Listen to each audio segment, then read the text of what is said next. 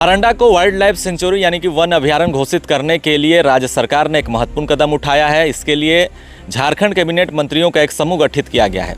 यह समूह 30 सितंबर को यानी कि आज मंगलवार को सारंडा का दौरा करेंगे, क्योंकि सुप्रीम कोर्ट ने इस मामले में राज्य सरकार को 7 अक्टूबर तक निर्णय लेने का निर्देश दिया है।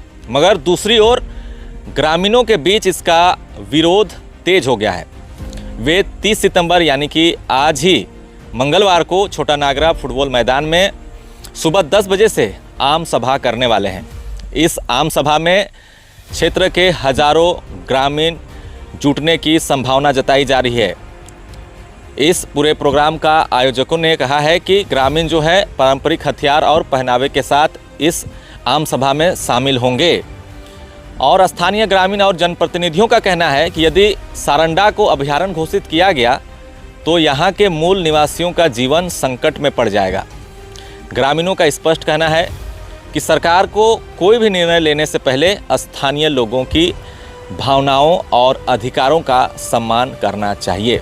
आप तस्वीरों के माध्यम से देख सकते हैं, ये तस्वीरें आज सुबह की है।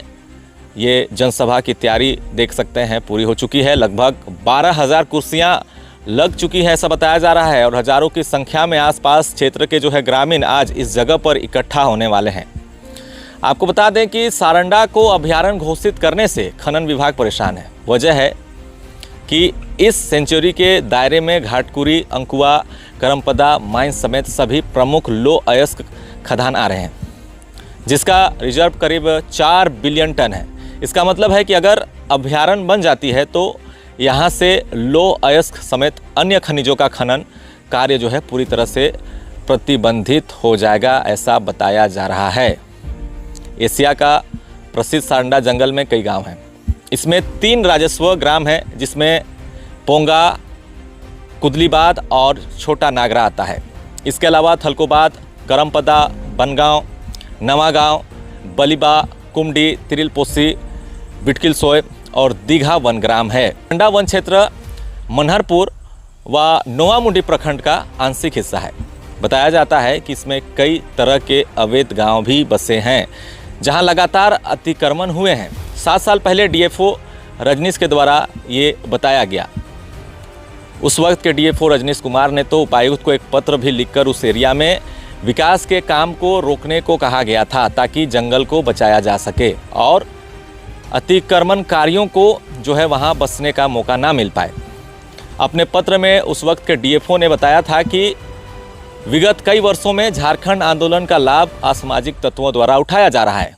वन पट्टा के लालच में रांची, खूंटी, सिमडेगा व उड़ीसा से आए लोगों ने सारंडा वन क्षेत्र की भूमि पर अतिक्रमण कर लिया और अतिक्रमण स्थल को गांव टोला का नाम भी दे दिया।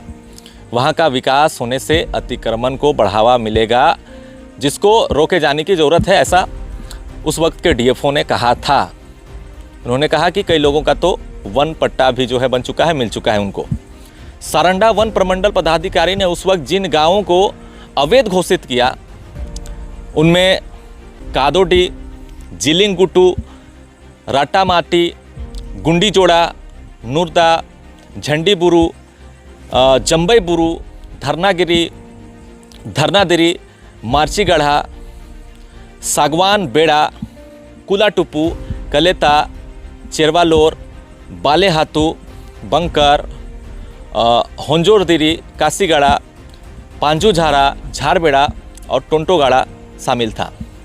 इस मामले को लेकर माओवादियों ने भी एक प्रेस नोट 27 जुलाई 2025 को जारी किया था, जिसमें उन्होंने सारंडा को वन अभयारण्य घोषित राज्य केंद्र सरकार द्वारा जो है सारंडा में बसे आदिवासियों को सारंडा से खदेड़ने की साजिश बताया। उन्होंने प्रेस नोट में कहा था कि सारंडा में वास करने वाले आदिवासी जो जंगल पर ही आश्रित हैं, जंगल उनका आजीविका या जीने का साधन है, वन अभयारण्य बनने से ये उससे छीन लिया जाएगा, जंगल से बेदखल कर दिया जाएगा। सीएनटी एक्ट, पेशा और वन कानून 2006 में आदिवासियों को संविधान द्वारा प्राप्त वन अधिकार से वंचित कर दिए जाएंगे, ऐसा माओवादी उस प्रेस नोट में जिक्र किया। आगे उन्होंने लिखा कि असल में अभयारण्य के बहाने वन क्षेत्रों में बसे आदिवासी मूलवासियों को जंगल से भगाकर वन संपदा, खनिज संपदा पर बड़े बड़े पूंजीपतियों ठेकेदारों के हवाले करने का ही केंद्र व राज्य सरकार की सोची समझी ये साजिश है। आगे उन्होंने लिखा, क्योंकि 25 वर्षों से यानी जब से भाकपा माओवादी के नेतृत्व में यहाँ के आदिवासी मूलवासी जनता संगठित होकर वन विभाग और वन माफियाओं और ठेकेदारों के शोषण जुल्म के खिलाफ और जंगल पर जनता का अधिकार कायम करने के लिए क्रांतिकारी आंदोलन व संघर्ष शुरू हुआ तथा वन विभाग के रेंज और फॉरेस्ट ऑफिस, आलीशान रेस्ट हाउसों जिसे विश्राम गृहों के नाम से भी जाना जाता है, गेस्ट हाउसों, अतिथि गृहों को ध्वस्त कर दिया गया। रेंजर, फॉरेस्टर और वन सिपाही भाग खड़े हुए और जंगल पर जनता का अधिकार कायम हुआ। तब से विश्व प्रसिद्ध सांडा के बेस कीमती सखुआ पेड़ की कटाई बंद हो गई। वन विभाग के मिलीभगत से बड़े बड़े पूंजीपति और ठेकेदार हर वर्ष इस पेड़ से करोड़ों और अरबों रुपया लूटते थे। दूसरा, इस सांडा में लो अयस्क का जो है वो अथाह भंडार है, ऐसा माओवादी लिख रहे हैं।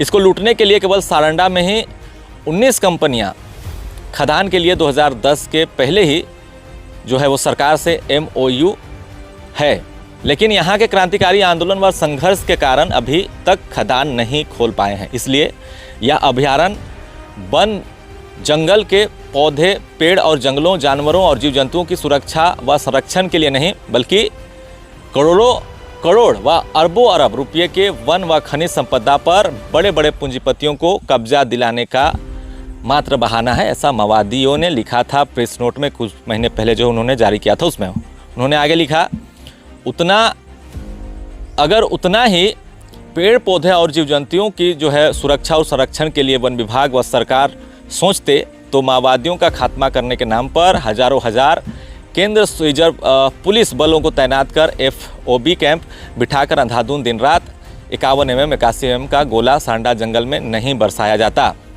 माओवादी जंगल में नहीं रह सके व पुलिस व सैनिक बलों को अभियान चलाने में दिक्कत ना हो, सुविधा हो, इसके लिए गर्मी के दिनों में जंगल में आग लगाई गई।